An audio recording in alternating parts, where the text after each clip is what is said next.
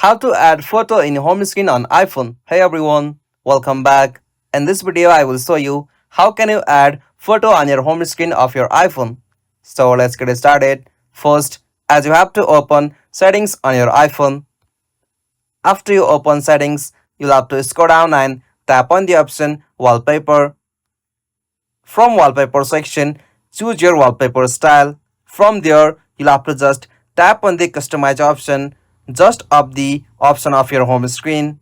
Simply tap on customize. From the customize section of home screen, tap on the photo option at the bottom right. From the photo section, choose your picture whom you want to add on your home screen. After you choose one picture for your home screen, you can see this type of interface. From here, you can easily resize the image for your home screen. After you resize and make the proper alignment for your home screen, tap on the done option at the top right.